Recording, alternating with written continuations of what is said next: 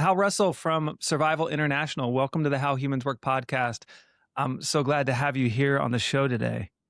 Thank you very much. Happy to be here. I've been an admirer and it's probably even not the right word, admiration, but I deeply respect the work that Survival International does on behalf of indigenous peoples and uncontacted peoples around the world. As I've been preparing for this show, I've been thinking about how to imagine the lives that you work on behalf of. And so perhaps you can begin by telling us a little bit about Survival's work and the lives and the communities and the peoples that you support. So Survival International was founded in 1969 to campaign for indigenous peoples around the world. It began with an article called Genocide, written by a British journalist called Norman Lewis, who was visiting Brazil in the 1960s and saw the most horrific things that were happening to indigenous peoples in Brazil, including uncontacted indigenous peoples. I mean, people being bombed from the sky, being deliberately poisoned, and being massacred, having the most terrible atrocities happen to them. So the idea that was very much set up, which was that there should be an organization to stop this happening. These people must be allowed to survive. There was very much the impression in, I would say, probably most of the what's now called the global north at the time, that all indigenous peoples were somehow destined to die. And what our founders said was that no, these people have a right to survival, and they will survive if they have, if their rights are properly protected. And we need to stand in solidarity with them. We in the industrial world have an obligation to stand in solidarity with indigenous peoples everywhere. And so Survival was formed on that basis, to stand in solidarity with indigenous peoples.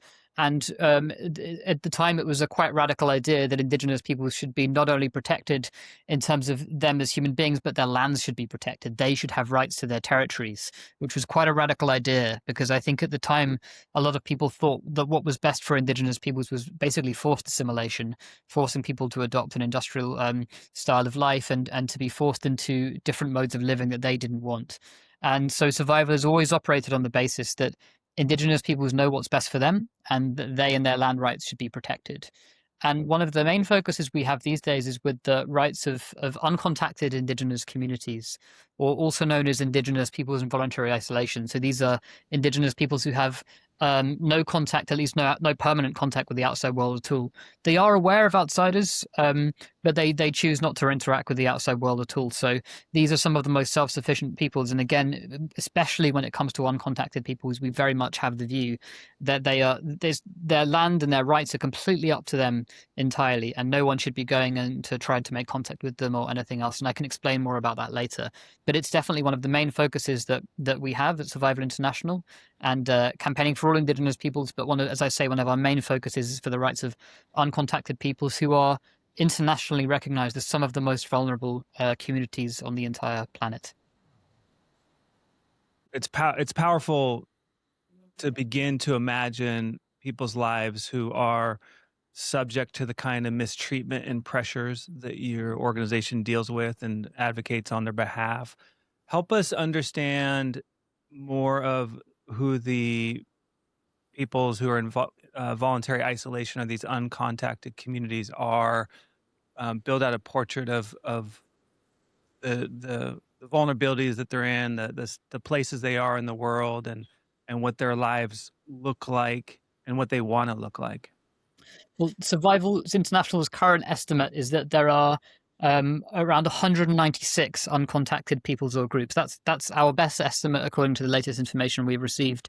There are reports of potentially other groups that could bring the number to well over 200, but for now we think we've got credible evidence for 196 groups around the world.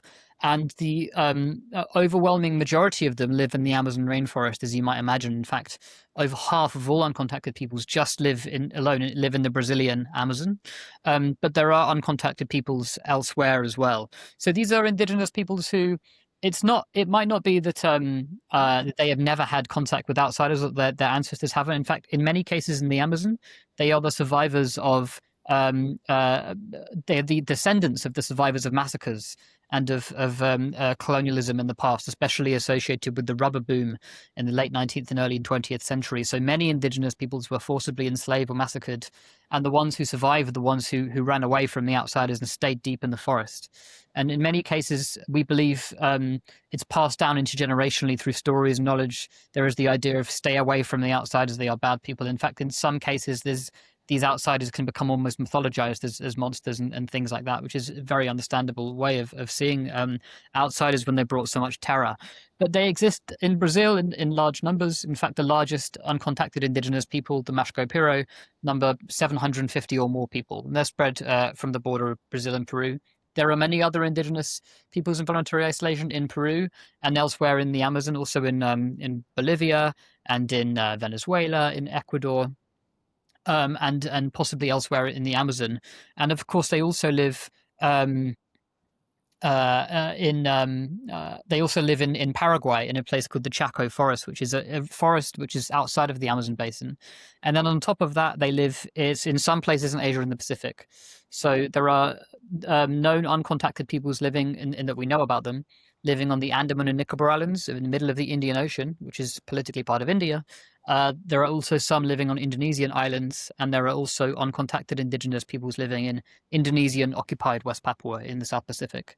So as far as we are aware, they are only uncontacted peoples living in the Pacific, Asia, and South America. But the fact that these peoples have lived for so long without outside contact, completely self-sufficiently, is really quite remarkable. A testament to the resilience of humanity, really, and of their own ingenious ways of living. But their vulnerability is very much inherent to their situation today, in part because they have little to no immunity to outside diseases. And we know that time and time again, uncontacted peoples typically lose between 50 and 100% of their populations upon first contact because of things like influenza, measles, things like that. They have no immunity to. Simple diseases like the flu could completely wipe people out, and indeed does. There are many indigenous peoples who have been completely wiped out by disease. The Nambiquara of Brazil lost something like 99% of their population after being contacted by missionaries.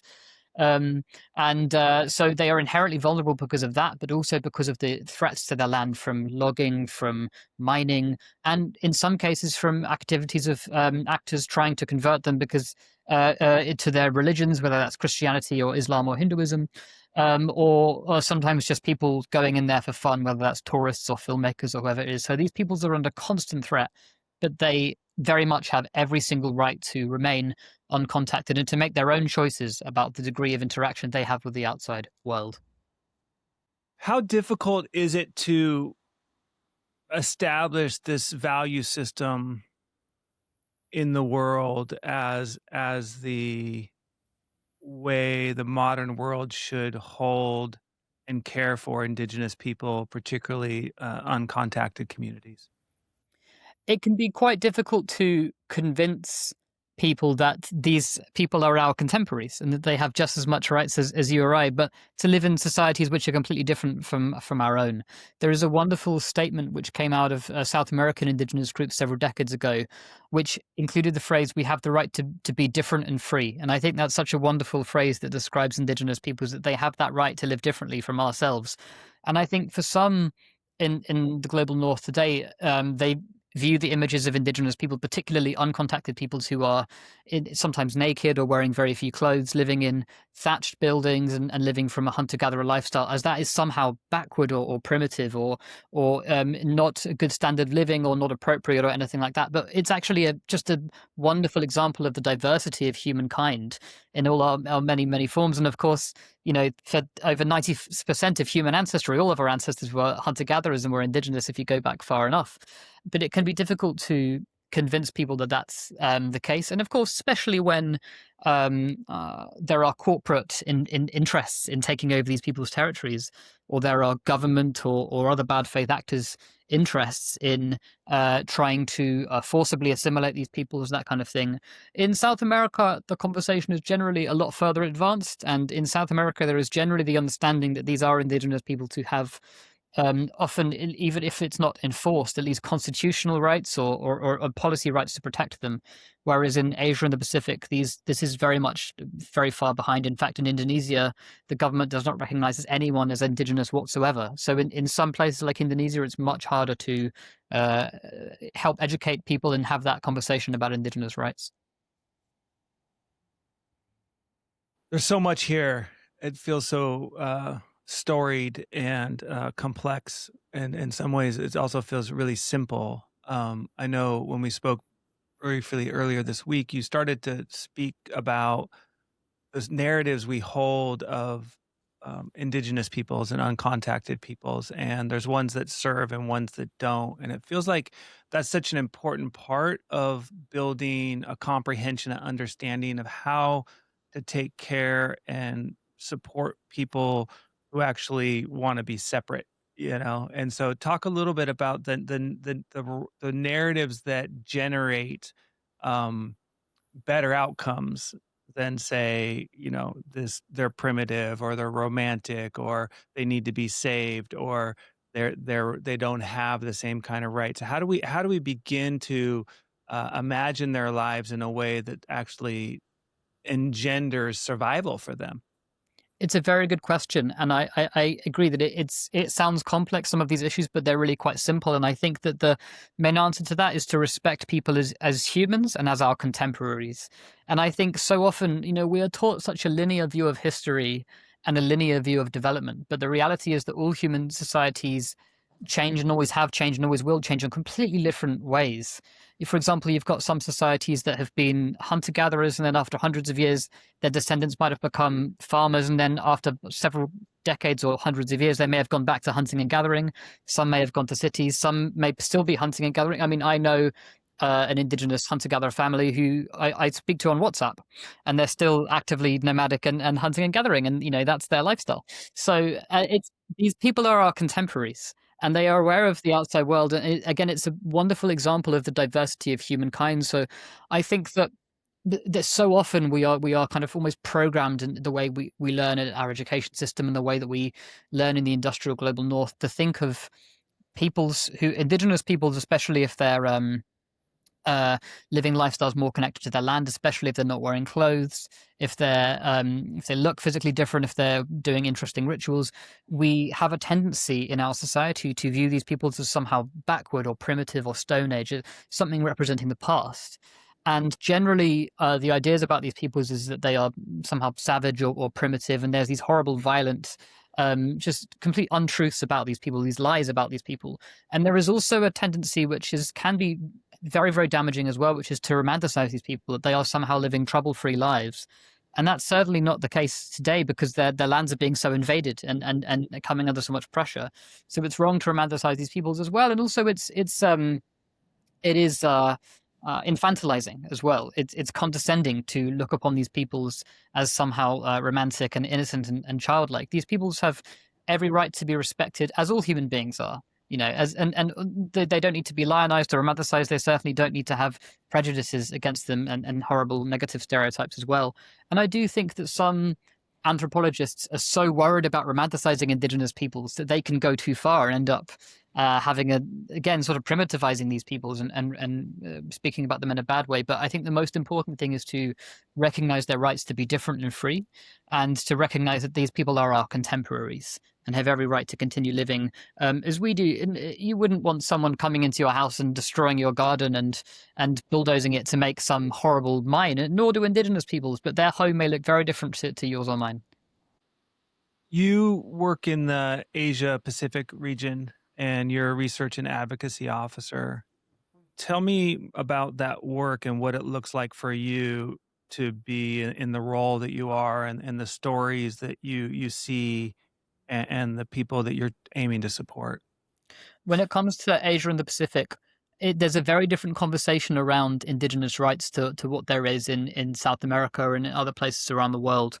In many cases, if not in most cases, really, governments do not want to recognize indigenous rights. They feel like it doesn't apply to them, and there is a general lack of respect for indigenous peoples as indigenous, and that causes all sorts of problems, particularly because It means that indigenous peoples are not indigenous rights do not apply to them in the same way in terms of the way the government is practicing things, and that can lead to all sorts of terrible human rights violations, especially when it comes to uncontacted peoples.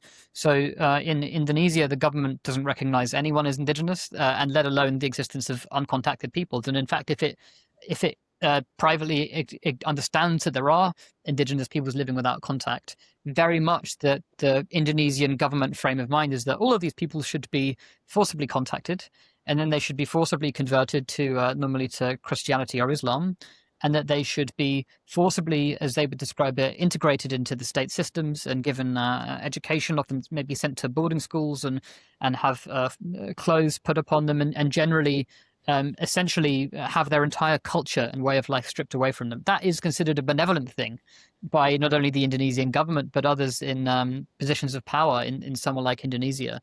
So it's very difficult to provide that education that this is a complete human rights violation. And the indigenous peoples don't want that at all. Time and time again, I've been told by indigenous peoples that they have no desire to have that forced integration with the state. When it comes to the Honggana Manyawa people, whom I know very well in Indonesia, of which most are contacted, but some continue to reject contact with outsiders, they are absolutely adamant that they don't want the Indonesian government to force them out of the forest. But time and time again, the Indonesian government has supported programs which force the Honggana Manyawa out of their rainforests, where they were then they basically then became the victims of what they describe as the plague of probably a variety of illnesses to which they had no immunity. And that killed many Honggana Manyawa people. We don't have the exact data.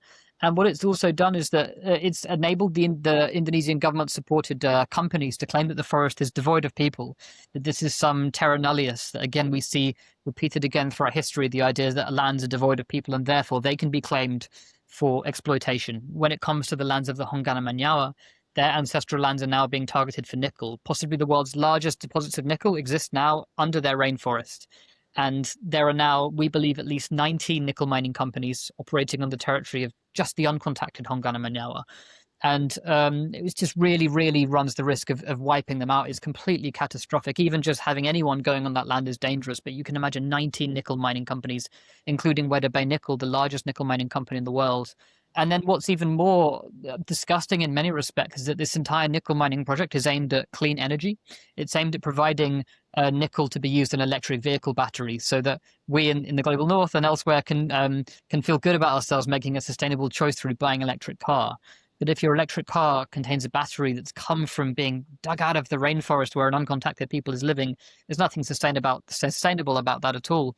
So increasingly, we see indigenous peoples being targeted not only by overt destructive practices such as drilling for oil or logging, but even for things which may seem green on the surface, like electric car batteries, but actually it's the same sort of extractivist exploitation indeed. So definitely there's a lot of difficulties with my role in that respect, but my colleagues working on South America issues have a lot of difficulties as well. But certainly there are quite unique challenges in Asia and the Pacific when it comes to that, and it's difficult. But we have a lot of hope moving forward, and very much inspired by the indigenous peoples leading the way. Is that the main challenge to that community? Is the nickel mining pressures? When it comes to the Honggana Manyawa, absolutely. I mean, they've faced pressures for a long time, but because they had a lot of rainforest left and it was relatively undisturbed compared to what it is now, they were able to have some degree of autonomy and freedom in their forest away from outsiders. But now the nickel mining is coming in. It's providing a completely apocalyptic, catastrophic threat. You can imagine what it's like for these people who don't have contact with the outside world, walking through their forests and literally coming across these huge holes gouged out of the earth. We have footage of 2 uncontacted Honggana Manyawa guys coming out of their forest to a riverbank and seeing bulldozers ripping apart the forest and getting so scared, aiming arrows at these bulldozers. and the logging workers who filmed them actually revved their engines of the bulldozers, which was so scary for the Hongana guys that they could be seen in this footage running back into the forest. I mean, for people who've never had contact with the outside world, for the Hongana people who remain uncontacted, to suddenly come across a machine which can rip your forest open. I mean, the formerly uncontacted IRAO in Paraguay, they described bulldozers as beasts with metal skin. It's a very, very scary idea. So absolutely, when it comes to the Hongara the biggest threat is the nickel mining, and it is a really cruel irony. This nickel mining is aimed at a so-called sustainable solution through electric vehicle batteries. There's nothing sustainable about mining for nickel in that region.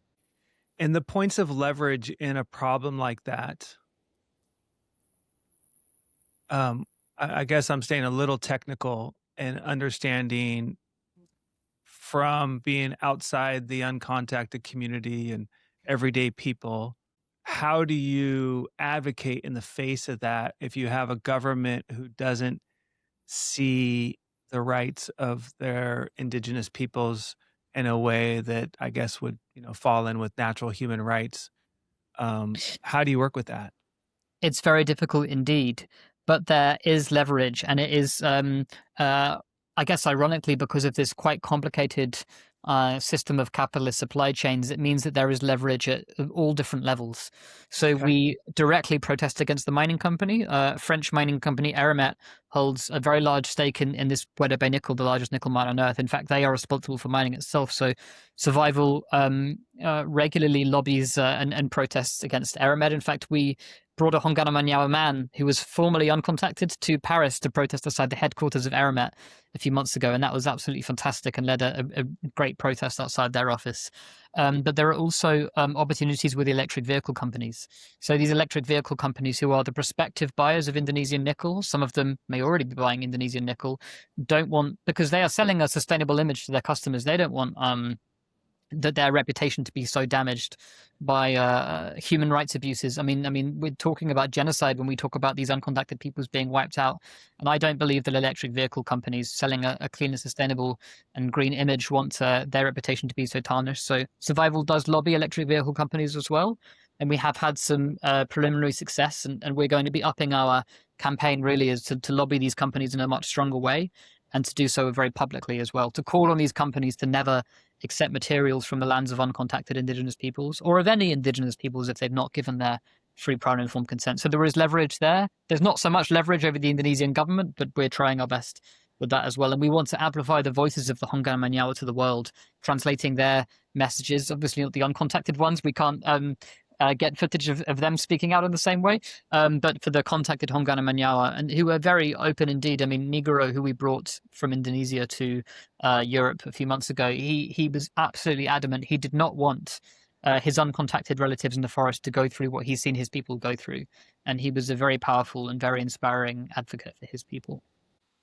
I would like for you to break down, I mean, genocide. It's hard to imagine, I think, because it's discussed so frequently and in different terms today, what that means. But when you have a population, the biggest uncontacted population is a community of 750 people. And I've been trying to really imagine their lives and imagine, and you have an amazing 200 to 300 page report. I believe it's available for public read. Yes, that's right. Okay. I'll put a link to that in the show notes. And it's gripping. It's painful. It's very difficult to take in. Your description of the young hunters and the bulldozers is very evocative and moving, and the speed of collision between being uncontacted and finding your home being destroyed by a bulldozer is a powerful, painful image to imagine. And I've been trying to imagine the feelings, and you in this report, Survival does a important and powerful job of actually talking about people's lives who these lineages of communities, these lineage of language, these lineage of customs, these people's lives who are being upended by pressures that they didn't choose. And so help us understand how this actually is mistreatment, how this is genocidal, how this is at that level of crisis. Because the world is just, firing off crisis after crisis after crisis. And I think people are somewhat numb to the language or numb to the the overwhelming nature of it. So build that sense of how this is, a tragedy, a genocide, a huge risk that needs our support. Yeah, I completely agree, and it's a really awful state of the world we've got to now, where these things seem so commonplace, and words like genocide can almost get overused. But what I would say is that the atrocities happening into indigenous peoples are hidden. These are hidden genocides. They are hidden atrocities. Some of the awful atrocities we see now happening around the world are absolutely terrible, but they are also being shown live, and that's completely terrible in its own way. But it does at least shine a light on some of the things that are happening. And I think when atrocities are exposed to the media and covered extensively by the media and by the political narrative and by others around the world, it can lead to and does lead to political action being taken. Whereas when it comes to uncontacted peoples in places like the Amazon, in places like the Indonesian rainforest, these things are hidden. They are not recorded, very very rarely recorded, and the indigenous peoples are being massacred by drug traffickers. They are being massacred by armed militia groups in Indonesia. In places like Indonesian occupied West Papua, they are uncontacted peoples very likely have been massacred by the Indonesian military.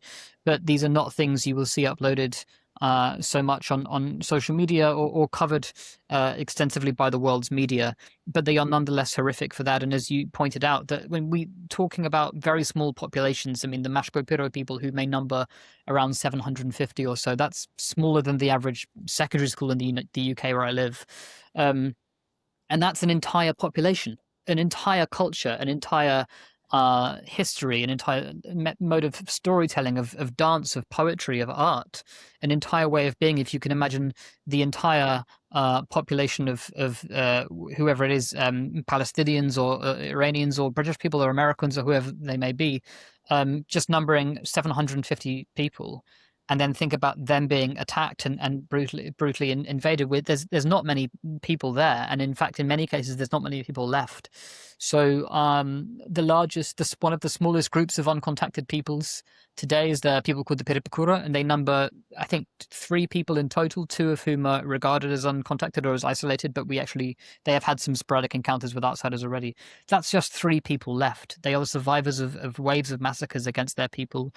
There was a Brazilian indigenous man who his entire people were wiped out by gangs and armed men in Brazil a few decades ago. He died a few years ago. No one has any idea who he was called. He was known as the Man of the Hole because his people Yes. dug holes in the forest, and no one has any idea why they were digging these holes, whether there was a religious aspect to it, whether they were doing so to trap game. We don't really know.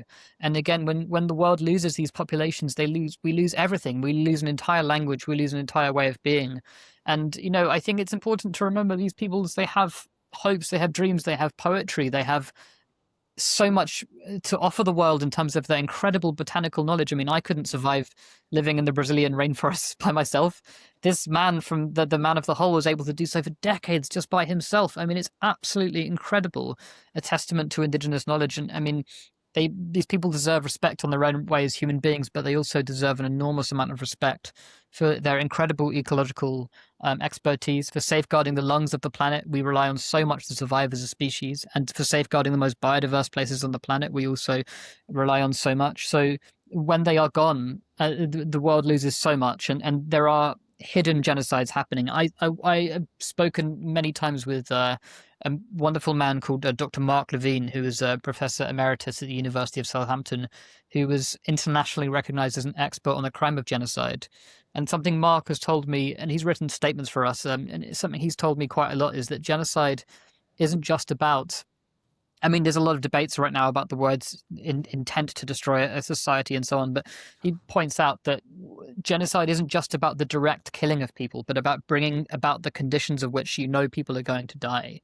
So he talks about how, for example, if, like, say, the Indian government, which wants to develop the island where the uncontacted Shompen people live, it's a small island It's about the same size as Tenerife in the Atlantic Ocean, where a lot of European tourists go on holiday. If they want to destroy the island and turn it to the Hong Kong of India, where there's only about 300 Shompen people live, and their own reports say this project may wipe out the Shompen because of disease and because of the destruction of the forest. Their own reports say that, and they're doing it anyway. And they might say, well, we don't have the intent of committing genocide against the Shompen, but they know very, very well that this project is incredibly likely to do so. I mean, Mark was the first signature on 39 signatories of a letter of international genocide experts that said that this project will be a death sentence to the uncontacted Shompen people. So while the term genocide, especially these days, can be very loaded and causes all sorts of controversy, whether we call it genocide or we call it the absolute annihilation of a people, their way of being, their way of culture, their life, and their prospects for a healthy and happy future, it is the same kind of thing. The results are catastrophic, and it's incredibly serious indeed. I would love for you to talk about dealing with loss, because this is a work and a passion and a project that has to encounter irreplaceable losses and irreplaceable types of pains and the underbelly of modern civilizations. How do you and how does your community work with that? It can be incredibly difficult and stressful dealing with such losses and watching indigenous peoples literally die and be killed. My colleagues work with people who get attacked and shot. Actually, I mean, so do I. And several of my colleagues have lost friends, in some cases, very close friends. So it's very difficult dealing with that, and just watching people before your eyes and their communities get massacred and wiped out. But at the same time as that, I've never felt more inspired in my life than I have working with indigenous peoples, and the hope they have for the future is quite remarkable. Their resilience and their um, long-term vision of the future is incredibly inspiring. Indigenous peoples will often talk about many generations ahead of them. They don't have this short-term thinking that we have, this profit-driven obsession of the immediate. But there's often a very long sense of the future, and not just of the future, but of a spiral-like nature of time, or a non-linear vision of time, which I think has helped them and has helped them through many crises. There's a wonderful Native American professor called Professor Nick Estes, who you may have come across. He's a fantastic guy. And he talks about how, in many respects, indigenous peoples are post-apocalyptic. And in fact, in some cases, they've gone through several apocalypses. When we talk about 90% of indigenous Americans, being wiped out and things like that, and that is a complete collapse of an entire society. So quite rightly, in the industrial world today, we're extremely worried about social and environmental and climate collapse, as we should be. But we can take some not well I think we can take some heart from indigenous peoples who have really shown the way in terms of what it means to be brave, and in terms of what it means to be resilient in the face of absolute catastrophe and absolute collapses in many respects, in many ways previously. And they are still bearing the brunt of climate change, bearing the brunt of in many cases of war and of environmental destruction. But they have incredible ways of social cohesion to deal with problems. They have incredibly remarkable ways of resilience. And something I find very inspiring is that when I was with Nigaro, this indigenous Hongana Manyawa guy who was born uncontacted in the forest, witnessing the destruction of his land, his territory, his rainforest, he kept saying to me, and he kept saying to the media, I was translating for him, I speak Indonesian, when I was translating for him to the media or politicians or the mining company, whoever we met, he kept saying, um, kami bisa pulih kembali. We can return again. When the forest can return again. He kept saying again and again, if the mining is stopped, we will come back again. The forest will come back again. And it was this thing I find common with indigenous peoples, of a kind of like an understanding of the cyclic nature of nature, really, and the idea that things will continue growing, and that we can renew hope, and the forest can renew hope. We just have to stop doing the damage, really. And I think in recognizing nature as a kind of gift, and is just as many indigenous peoples do, recognizing the natural world. I mean, I spoke with one indigenous woman from Russia who said, what the rest of the world calls natural resources, we call family. And I just think recognizing that is such a beautiful and hopeful vision of the world. So these peoples lose so much and have lost so much, but ultimately they're so inspiring, And when I think about them and the fact that the vast majority of all human ancestors were indigenous, if you go back long ago, that gives me a great hope. And in terms of dealing with loss, and I think in terms of dealing with personal loss and loss of others, and definitely indigenous peoples have a lot to inspire everyone about, I think. That's beautifully said, Hal. Thank you. My goosebumped out with a deep sense of time and relationship to nature, and it highlights the modern sickness in a way, you know. And I think this is part of the story. Obviously, is that colonization is still taking place, and there are bad actors who you've highlighted, and trying to figure out these ideas of, if we're going to create a cohesive world, not just a society, how do we protect and care for such traditions that are able to hold a healthier relationship with nature, a deeper understanding of time and what being alive and means. And I have a few places I want to go, and one of them is, what are places that, I myself have leverage. You know, I donate every month to Survival because I love what you guys do, and I'm even love it even more having the chance to speak with you. Um, what can I do? What can anyone do listening to this that supports and has alliance with peoples like this? Well, it's really wonderful to hear of your support, and it gives me again a lot of hope and motivation, really. And it's something that gives a lot of hope and motivation to Indigenous peoples as well. When we speak to Indigenous peoples about the work our supporters do, it really touches their hearts, and they think, well, the mining company and the government don't give us anything, but the fact that there are people thousands of miles away advocating on our behalf and for us is so meaningful. There are so many things that individuals can do, and anyone listening to this can do. One of the first things you can do is go to the Survival International website, and you can find out all sorts of actions, whether that's through donations or whether that's through joining protests or doing things like charity fundraisers and things like that. But one of the main, in fact, I would say the main form of action survival takes is through email campaigns. Is through sending emails. It just takes a few seconds to enter your email address and name, and you can send emails that directly go to the perpetrators of violations, mining companies, logging companies, governments, that kind of thing. And this isn't a kind of easy collectivism, like just a really big petition, but these are actual email addresses that go to CEOs, that go to the people in charge of human rights at companies.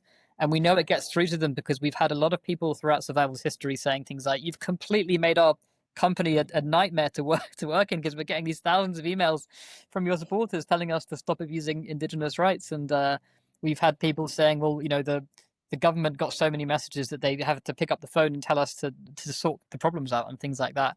We used to send physical letters, and sending physical letters is also a way to do it. And sometimes if a government or a company doesn't reply to you, you don't know how much impact you are having. But when you meet them in their offices, they hand over a great big stack of papers and say, "You guys have made my life a misery with all of your lobbying and campaigning, and we've had to change tack because of you, or we've lost profits because of you guys," and that kind of stuff. We do have to apply direct pressure to companies and governments over the abuses of indigenous rights. But that doesn't have to mean, I mean, for some people, that might mean joining a protest on the streets. For others, that might mean writing a letter. For others, that might mean having conversations with your friends and family about what indigenous peoples are going through. And for some people, that might mean working at Survival International or volunteering or getting involved in some other way. And or sending a monthly donation or something like that. But there are so many ways to stand in solidarity with indigenous peoples today. And I think also for those people living on indigenous territories and with indigenous neighbors, it's important to get to know your neighbors and to learn about them as well, and to have that respect for them, and to acknowledge that you are an indigenous land, and to have that respect for indigenous peoples, and to understand that you're a guest on these lands and that you're not the owner of the land, basically, as well. But when it comes to survivalist work, there are many things that people can do, and if they follow us on social media or on our website, and get involved in many other ways. And Survival International is always happy to direct people into other ways they can support indigenous rights around the world. Thank you for clarifying that and offering all those ways of being an advocate for indigenous peoples and the uncontacted communities. Um, we've spoken of bad actors, and I think they fall into some very clear patterns, and a lot of it seems to center around land and land use and profiting. Yeah, absolutely. The biggest threat to indigenous peoples by far is the threats to their land. And survival is first and foremost a land rights campaign. And survival works with all sorts of indigenous peoples, but we mostly work with those who are most reliant on their land and really can't survive and can't survive without it, basically. So for these peoples, when they're, for example, with hunter-gatherer communities who aren't farming, they completely need a full integrity of their ecosystems. Living in places like rainforests or in deserts, these are incredibly complex and fine-tuned ecosystems which the indigenous peoples know how to survive and know how to take care of. They may seem inhospitable to outsiders, but these peoples are very much part of nature. And if there are even small changes in the ecosystems, a mine opens somewhere and suddenly a species of bird can't be there anymore, that can have huge knock-on effects through the ecosystem. So very much the threats to these people's land is absolutely paramount. And time and time again, we see that logging, mining, agribusiness, and other threats to people's land is the most damaging threats. There are also other threats and new threats emerging from things like tourists and other bad factors, and in some cases governments trying to Yeah. contact these peoples and do bad things, but mostly it's a direct threat to the land. And sometimes these issues can start with tourists or start with missionaries or governments, but end up being about land, being about what's under the soil, rather than being about the human beings who live there. And we should be suspect, should we not, of organizations who are advocating land conservatorship that remove indigenous peoples from those lands. That's when I first became aware of survival. Is like, this was really clear. There's organizations out there who have this idyllic version of nature where it's free from human inhabitants, and we need to preserve this land without indigenous humans living there. Yeah, and I think rather than just being suspect, we should be completely condemning them in every single respect and campaigning against them, which is what Survival International is doing. I mean, there are so many cases of this around the world, from the WWF, which has been supporting the actions of rangers and so on in Central Africa, to who have been torturing and killing and committing the most horrific abuses towards indigenous peoples in Central Africa. This is going on today with the actions of African parks and other conservation organizations. We also have the WCS and the WWF in India, again, who were involved indirectly or directly with the most horrific abuses of indigenous Advocacy peoples in India. And this idea of a peopleless landscape, this idea that of nature as a pristine wilderness, is a complete fallacy, and it's built on this awful colonialist and often patriarchal myth of nature as some pristine wilderness which can be conquered conquered by white people, basically, and conquered by outsiders. When they say humans are bad for nature, when they say that we want a land for pure nature devoid of people, they generally don't mean for tourists, they generally don't mean for mining or logging companies, and they don't mean for the white Right. CEOs of conservation organizations. They are talking about some of the most vulnerable, some of the most marginalized peoples on the planet. And we see this time and time again. A lot of this began in the 19th century with the creation of Yellowstone and Yosemite national parks in America, where indigenous peoples were forcibly removed from their lands in the name of creating a pristine wilderness, a farce of nature. And when that happens, it's not just that there are terrible human rights abuses, but very, very often there are terrible environmental abuses, because, of course, indigenous peoples have been part of that ecosystem for a very long time indeed. There's a place. There are places around the world, in fact, where indigenous peoples have been living with their fellow species for hundreds, thousands of years, sometimes tens of thousands of years. And I would say probably many cases, human beings may have arrived to an area before other species of animals we would now consider to be native species in this area, and they've been very much part of the ecosystem. So if you take the human beings out, the ecosystem is going to collapse. And in places like Yosemite, when indigenous peoples were forcibly removed from the park, forest fires absolutely escalated dramatically, because the indigenous Miwok people there knew all about burning the area in a controlled way. And we see similar cases like this happen throughout the world, when indigenous peoples, who are the guardians of their own landscapes, are taken away from these places. Nature suffers, as well as the indigenous peoples. So decolonizing conservation is another really big part of what Survival International does.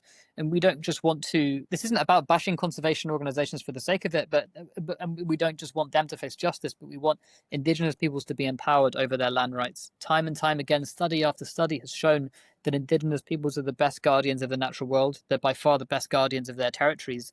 and they have no interest at all in logging companies and mining companies coming in. But conservation organizations often do have an interest in promoting mass tourism, in working and getting funding, maybe from logging companies or from offsetting companies, oil companies, whatever it might be. It's an absolute con. Essentially, it's a complete con. The idea that indigenous peoples should and could be removed for the purposes of conservation. By far, the best solution is to allow these peoples to remain on their lands so that they can continue to conserve it, as they are indeed the world's best conservationists. Beautifully said. Let's talk about good faith actors and countries and policies and organizations in addition to survival who are the bulwark against this long-standing problem of civilization. I would say that by far the best good faith actors are indigenous peoples themselves and their organizations, increasingly indigenous peoples. I mean, forever, and since before 1492, but following that as well, indigenous peoples have been self-organizing and doing the most incredible acts of resistance against invasions of their territories. But there are kind of formal organizations now being set up, like Kutukara of the Yanomami people in Brazil, which is doing incredible things to advocate for the Yanomami people. They've done things like document indigenous knowledge in their own language, and I think they've written books about that, and they've been doing some wonderful things. There are many other inspiring indigenous organizations in places like West Papua and around the world doing just really wonderful things indeed. There is indigenous organizations in Halmahera who were not only protecting their own communities but defending the rights of the Hongana as well. But of course, there are other organizations out there as well protecting indigenous rights, doing some really fantastic things. And in some cases, there are policies which have been hard fought for by politicians, by activists, by others, by indigenous organizations that have led to pretty good, robust policies and laws in some cases. I mean, in Brazil, at least on paper, they have the government currently has some of the best legislation in the world, the best legislation to support the rights of uncontacted indigenous peoples. So in Brazil, where there are uncontacted peoples, immediately, outsiders should be expelled from these territories. There should be no logging or mining, and there's an entire government department mandated to protecting their territories. That's really fantastic. Of course, that's not always the case. And under the presidency of Jair Bolsonaro, that was completely ripped up, and he did the most terrible things to these people. But at least there are policies which have been hard fought for. So there are incredible things being done by indigenous organizations, by organizations like Survival, and sometimes by sympathetic politicians, sympathetic anthropologists, and others. And I definitely don't want to give an impression that it's just bad faith actors out there, as there are some really fantastic people doing great work in solidarity as well. Yeah, thank you. I think that's important. And I think it's good to know, especially for people who are just new to the conversation, to understand that this is a complex dynamic and there's lots of good happening in the face of the difficulties. It's philosophically, it's an interesting reflection, I think, on human nature, and who we are as a world and who we really are as a world, and how part of the world is unconsciously or blindly living in a way that destroys other worlds that it's not even aware of for most people. And some people are clearly aware of it and they're just choosing to go towards whatever motivation they have. Land is such a powerful, important resource in the story of any human life that, can see the motivation of the devouring energy of civilization just to take more and more and build without thought, without reflection. And I'm sitting here moved deeply at the notion that the level of mistreatment and the dehumanization of communities and of lineages. There's obviously the big stuff of wars in our face going on in the world. There's this deep problem of like the rule of law just being, moved away to people's whims and power, and a new kind of a world order trying to emerge. And it's heartening to know that shame still matters in a way, that people would be embarrassed by their organization and by their company, and that people can move towards a place of heart and a place of awareness and a place of relationship with all of our inhabitants here on the planet. So I just feel like when I think about this and building this, you actually use the phrase social cohesion, and I don't know if you know that that's this what this season's about, is how to have a cohesive society. And I love the way that you spoke of the cohesion in these communities and the resilience in these communities in the face of unparalleled, I mean, post-apocalyptic. That's a powerful understanding to bring to this conversation. And so I'm sitting here just realizing that we're still encountering the shadow of colonialism, and it's right in front of us. And these stories just show that the assumptions, the myths, the approach to nature, the approach to relationship and the approach to land is still problematic. And I really feel like I'm being invited to consider more deeply my relationship to all of this. All my relationship to who I am as a modern human, as an American, and who are the community of lineages that live and deserve to live here, and how to be an ally in that. Um, so I thank you for that meditation, basically, on human nature and our story and how we can make a better story. And I thank you for being a really vociferous advocate and clear advocate for the impact of this relationship and this dynamic and bringing it to the show today. Thank you very much for having me, Jeff. It's been a real pleasure to be here, and it's great to hear you talk about these issues with such passion. And your support for survival and other support for survival around the world really doesn't just mean that survival can keep going, but it means that Indigenous peoples can have that levels of solidarity. And it's something that I continue to talk to our Indigenous contacts about a lot. That there are people who you've never met, who care so deeply about you guys who you might never meet, and it's the same for me. Like, uncontacted peoples are never going to know that I'm doing this advocacy, that we're all doing this advocacy, and it's not really about us at all. It's about them, and it's about Indigenous peoples leading the way forward and having their voices amplified. And I hope that this conversation helps to give you hope and helps to give other listeners around the world hope, because the actions of Indigenous peoples give me hope among, but more than anyone else, really. So I think taking that long term view of humanity, 300,000 years of human history, and the majority of it being us as being Indigenous peoples, I think that the Indigenous peoples give me a lot of hope for the future, and I think and hope we have a hopeful future as well. So is there anything else you want to drop or add? I would just say that, yeah, please do get involved with Survival International. We've recently released the world's first comprehensive report of uncontacted peoples on a global level, and myself and many of my colleagues have helped to write that book. You can read it as a PDF online. I think we might select through our website, but if not, it's actually free on our website. You can have a look at it anyway as a PDF, and please do and learn more about uncontacted peoples and the urgent fight to protect them, and well, to stand in solidarity with them and protecting themselves, really. Email and donate and give Yeah, and absolutely. learn and grow and learn and grow. I mean, I think the other face of this or the other side of this is who we are as a modern world and the kind of people and the kind of stories that we want to hold of what planet Earth is. So I appreciate that. Do you have a book besides the book you just mentioned that for people who are readers who like to want to dive into that you would recommend? Yeah, I would say the best book that I can recommend in terms of some of the issues we've covered is written by an Indigenous author, a man we work very closely with, called Davi Kopanawa Yanomami.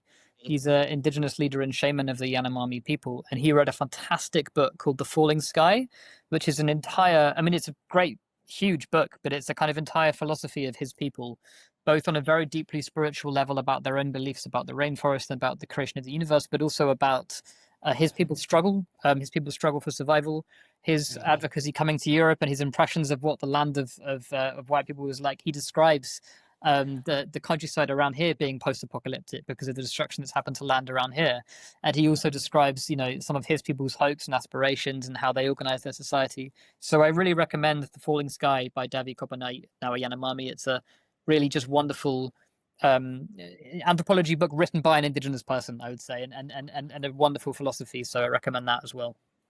If it's in some ways there's how to talk about this, but I'm thinking about Paul Rosalie and other people who are uh, taking stands, public stands, social stands. I know he's been on the Rogan podcast a couple times. He's been on Lex Friedman's podcast.